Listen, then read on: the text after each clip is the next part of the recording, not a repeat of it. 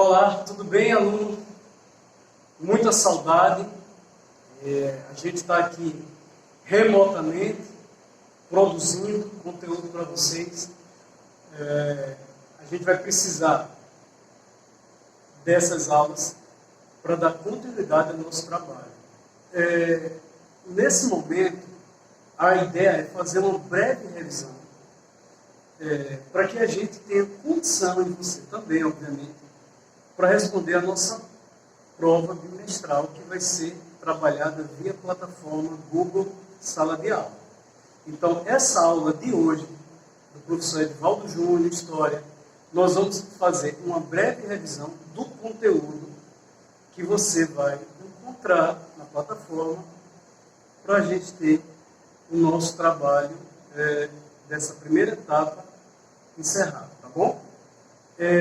O objetivo da aula é entender um pouco do Egito, Crescente Fértil, Mesopotâmia e um pouco da formação do mundo grego.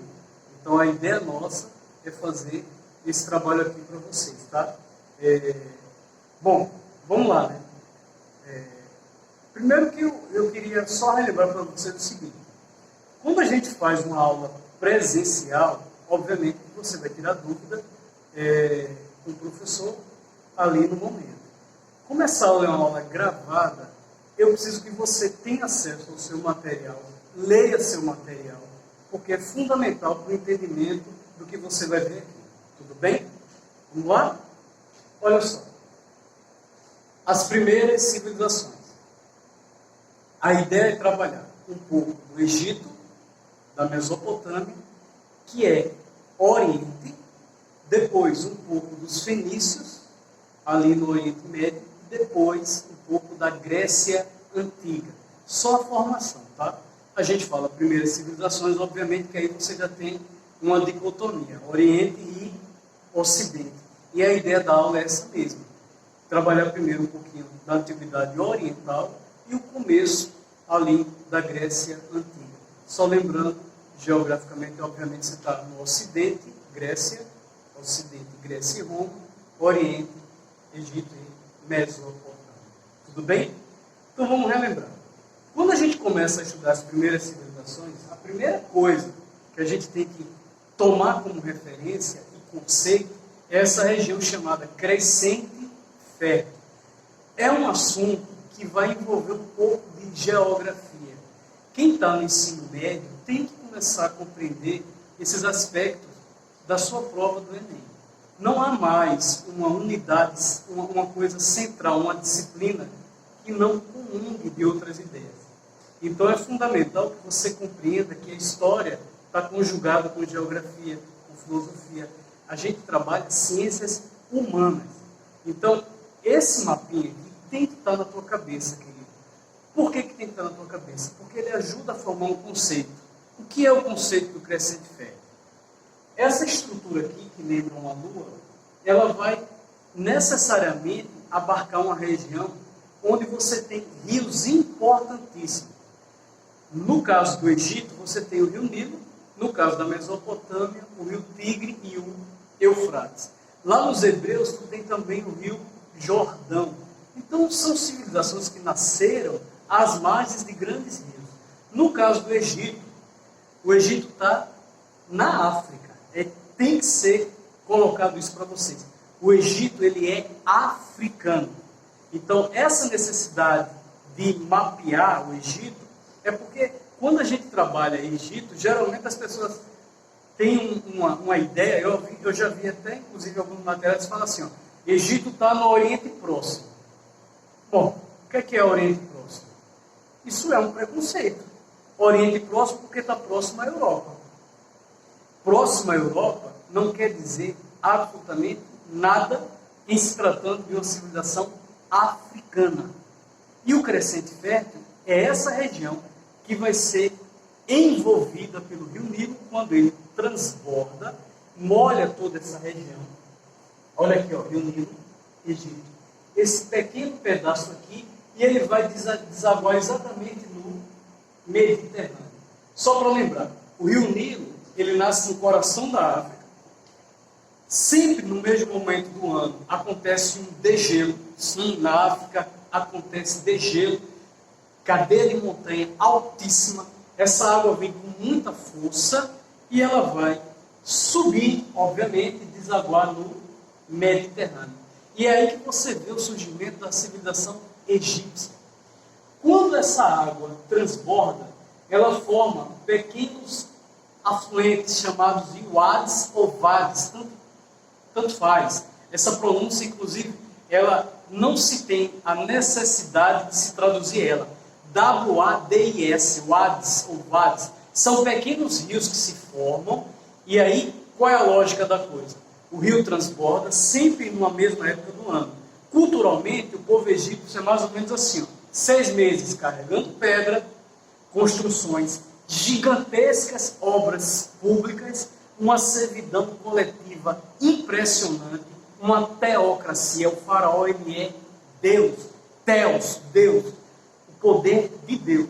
E aí, essas pessoas carregam pedras durante 6 meses, enquanto o rio Nilo está lá, calmo. Quando esse rio Nilo transborda, o que acontece? Aí é hora de fazer a agricultura. Por isso, crescente e fértil. Fora dessa região, você vai ter aqui o Saara. Então, você tem uma região que é fundamental. Ou seja, sem o rio Nilo, você não tem o Egito. Tudo bem? Essa simbiose ela tem que existir tanto no Egito quanto na Mesopotâmia. Modo de produção, ou seja, como se produzia no Egito? Servidão coletiva. Tem escravo, mas você vai deixar a escravidão para a gente compreender melhor na Grécia e Roma. Tem escravo no Egito? Tem, mas é uma servidão coletiva. Servir ao meu Deus, coletivamente. É uma coisa que a gente chama assim, ó, é um regime distributivo. É um regime que o faraó distribui, mas tem que passar pela hierarquia dele. O faraó, depois você tem os sacerdotes, você vai ter os vizir, que é uma espécie de primeiro-ministro ou ministros, e você vai ter lá toda a configuração abaixo, os escribas, aqueles que dominam os hieróglifos, sinais sagrados, escrita sagrada. Você tem camponeses, chamados de felá, e por último os escravos. E aí você tem toda uma servidão trabalhando no modo de produção que vai fazer com que a gente tenha a capacidade de dizer que o Egito era uma estrutura extremamente hierarquizada, familiar. E esse familiar, leia-se, consanguinidade, cotidiano, cultura, papel da mulher. A mulher no Egito Antigo, ela fica praticamente numa vida social onde ela cuida da família, cuida do lar, mas ela tem uma certa liberdade de ir e vir. Então a mulher ela ajuda no cotidiano do lar, mas ela também ajuda na agricultura. Aliás, o povo egípcio, sem agricultura, ele não consegue sobreviver. Então essa estrutura que é montada, ela vai ter ênfase, principalmente no Egito Antigo, onde você tem as construções daquelas pirâmides famosíssimas, Queops, Kefren e Miquerinos. Lembro para ti que você só tem pirâmide no Antigo Império, porque construir pirâmide é caro, construir pirâmide demanda uma produção gigantesca de trabalhadores, uma estrutura gigantesca. E o Antigo Império é o melhor período do Egito Antigo. É o período onde a gente diz assim, é um período de paz, muita paz. O Egito ainda não está ali em guerra com seus vizinhos, e aí essa paz e muita produção agrícola faz com que os faraós da dinastia egípcia, eles consigam trabalhar na construção desses grandes túmulos. Quando a gente vai aqui, ó, aqui para cima,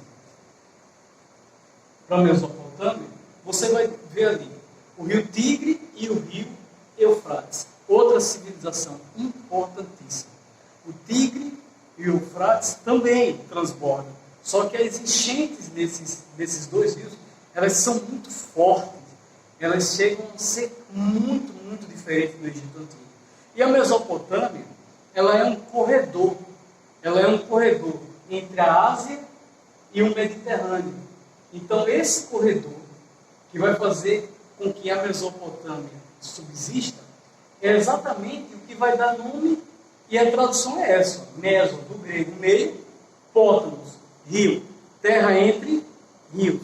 Como ela é um corredor entre a Ásia e o Mediterrâneo, por lá passaram vários povos. Sumérios, da escrita sumeriana, trabalhado em sala de aula. Você tem ali o primeiro império babilônico, um rei importantíssimo chamado Hammurabi, o famoso código de Hammurabi: olho por olho, dente por dente. Aí você vai ter os assírios, um povo extremamente militarista, guerreiro. Depois você vai ver que vai emergir ali o segundo império babilônico, com um rei chamado Nabucodonosor. E por último, os caldeus. Os caldeus, eles encerram essa quantidade de povos que passaram pela Mesopotâmia. E por essa característica, por ser um corredor, a Mesopotâmia ela é uma civilização importantíssima do ponto de vista da história antiga. Por que eu estou te dizendo isso? Porque a Mesopotâmia ela tem o primeiro código de lei da humanidade. A gente não pode falar o primeiro código ético, porque aí a gente vai ter a gente pode incorrer no anacronismo. O que é ético? No código de Talião. A palavra Talião, ela significa retaliação, que é o famoso código de Hammurabi: olho por olho, dente por dente, a pena é igual ao delito cometido. Então, a gente diz assim, é o primeiro grande código escrito, né, onde você vai ver que os povos seguiam uma conduta ética e moral da época. E essa conduta ética e moral, ela termina formando uma entidade jurídica que vai, na Antiguidade Oriental, ser muito importante, até para a organização social. Como, de novo, como é um povo, onde na verdade não, como são vários povos que passaram pela região, aí a importância do Tigre e do Eufrates. A Mesopotâmia também, os caldeus, eles são um povo extremamente científico. A gente percebe na Mesopotâmia um estudo formidável da astronomia. Tá? Você consegue perceber um pouco também da astrologia na Mesopotâmia. Os símbolos, ou o zodíaco, eles partem dessa estrutura que foi forjada pelos mesopotâmicos. Havia lá um templo chamado de Zigurate, ou vários templos, onde esses templos serviam como observatório. Então, lá no ápice do templo, se fazia observações dos astros. Por isso que essa coisa da Mesopotâmia ligada muito à astronomia, ela é fundamental. Outra coisa que é interessante, tanto o Egito como a Mesopotâmia, esses povos avançaram muito na matemática. Se não fosse o caso, o Egito, como é que você vai construir uma pirâmide daquela? Precisa de cálculos, enfim. Na Mesopotâmia, eles chegaram a uma questão da matemática que é interessantíssima. O ato de, por exemplo, ver a hora é mesopotâmico. 1h 60 minutos. Então, o número 60 para eles, falando da matemática, é um número que tem uma correspondência, inclusive, com as questões climáticas. O calendário mesopotâmico, ele é fechado em 360 dias. É mais ou menos assim, ó. A nossa matemática, ela é decimal. A mesopotâmica, ela é sexagesimal. Ou seja, eu isolo o número 60. E aí, vê, tudo que corresponde ao número 60, para a gente, passa a ser uma referência. Uma referência para compreender essa civilização. Então, eles têm uma espécie de sacerdote chamado patesia ou patese. A grafia pouco importa também. Ele é um sacerdote e ele faz todo aquele culto, mas não há, como no Egito, a crença na imortalidade da alma. Até porque a Mesopotâmia ela é um cantinho cultural. Enquanto no Egito tem a mumificação, o embalsamento e a preparação do corpo, e aí você tem uma religiosidade muito forte, até porque ambos são teocracias, só que no caso do Egito, o faraó é o próprio Deus. E aí se consagra tudo a Deus. Tá? Então, no caso da Mesopotâmia, você tem lá uma estrutura também teocrática, mas não se embalsamava como no Egito. Aliás, tudo no Egito é religião. A arte egípcia ela é religião. A arquitetura egípcia ela é religiosa. E na Mesopotâmia você tem esse código de lei que a gente acabou de falar. Você tem um povo importantíssimo chamado de assírios, um povo militarista, guerreiro, e a gente conhece muito da Mesopotâmia através do povo assírio. Bom, falando um pouquinho agora dos fenícios, os fenícios são um tipo de povo que a gente precisa estudar porque eles deixaram para a gente um alfabeto, né? O fenício é um povo navegador, mercantil, e a gente aprende que o alfabeto que vai ser melhorado pelo grego, aqueles 22 sinais, os fenícios o construíram por conta do desenvolvimento comercial. Os fenícios fundaram diversas colônias, como Cartago, por exemplo, lá no norte da África. Na Espanha, chegaram até a Espanha. E você tem aí uma civilização importantíssima, que fazia sacrifícios humanos, uma civilização que fundou colônias para fazer esses entrepostos comerciais, uma civilização que trabalhava muito uma mercadoria que só eles conseguiam adquirir, que é, na verdade, um líquido que era tirado de um molusco, e eles são chamados de povos vermelhos. Com esse líquido, eles tingiam tecidos, e que eram vendidos por todo o Oriente, e esses tecidos alcançavam preços altíssimos, né? E o fenício dominava essa técnica. Havia muito cedro, muita madeira, por isso a confecção de barcos. E você tem também, no caso dos fenícios, essa troca comercial. E aí a troca comercial faz com que o alfabeto acabe se desenvolvendo. Ora, se eu estou vendendo, eu preciso me fazer entender. Eu preciso estabelecer uma agenda de troca. E aí o alfabeto, ele começa a ficar simplificado, muito ligado a esse comércio. Então, resumindo, fenício é uma talassocracia, poder do mar, tala. Por quê? Povo navegador. Poder do mar, poder, comércio pelo mar. Primeiro eles vão fazer uma navegação ali de cabotagem, próxima à costa, depois eles se lançam ao mar, à noite seguiam pela estrela polar e chegaram até quase lá em cima, bem em cima, lá no Mediterrâneo, a chamada coluna de Hércules, o que você chama hoje de Estreito de Gibraltar. Combinado? Vamos tocar um pouquinho na Grécia, porque é só o comecinho. Quando a gente estudou Grécia, a gente falou em cidadania. Só para relembrar para você, tá? A Grécia, ela se forma a partir da Península Balcânica. A Grécia, ela tem uma relação direta na sua formação com 4 povos: aqueus, jônios, eólios e os dórios. Os aqueus conquistam o povo cretense. Tem até aquela lenda que muitos gostam de pesquisar, do Minotauro, né? Na ilha de Creta havia um labirinto, um monstro que oprimia o povo grego, e eram levadas jovens e jogadas em um labirinto, etc. E tal. Digo a você que Creta já foi demais escavada. De fato, há uma ruína lá de um grande palácio chamado Palácio de Knossos. É uma religião voltada para a grande mãe, uma religião matriarcal.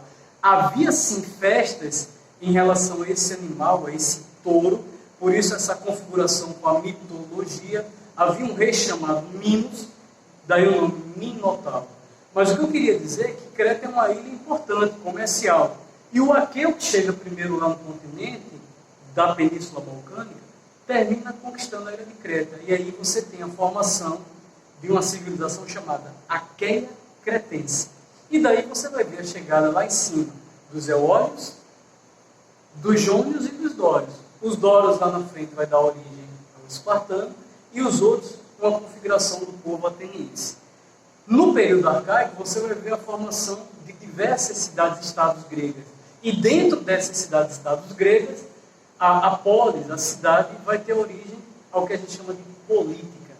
E em Atenas, e é curioso isso, porque a gente faz o contraponto. A gente estuda Esparta, militarista, e Atenas, democrata. Esparta, extremamente conservadora, Atenas, democrática. E aí você tem a justaposição e esse confronto entre ambas, gerando lá na frente uma guerra chamada Guerra do Peloponeso, que é, na verdade, o conflito que vai acabar com a história política da Grécia. Só voltando aqui à questão da democracia, só lembrar para ti, Atenas ela é democrática, mas é uma democracia exclusivista e direta. A nossa é representativa. A gente vota em alguém que nos representa no Congresso. O grego é uma democracia direta. Só lembrando, a democracia grega, mulher não vota, estrangeiro não vota, escravo não vota. Quem é que vota? Homens acima de 18 anos.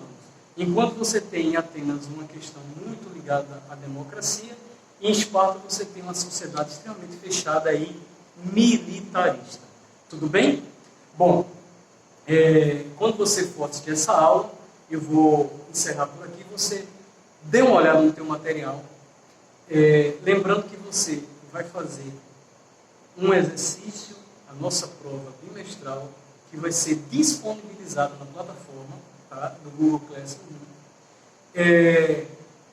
Você vai responder 10 questões, naquela pontuação que você já sabe como funciona, e também o meu e-mail está disponível tanto no Google Sala de Aula, como você vai receber isso também. Se você tiver dificuldade, você também pode assistir essa aula pelo YouTube. E também pode mandar esse exercício, essa atividade, para o meu e-mail. Eu só peço que na hora que você envie pelo e-mail, você informe seu nome direitinho, turma, porque senão vai ser uma confusão na minha cabeça. Tudo bem? Vou ficando por aqui. Beijo grande para vocês. Tchau, queridos.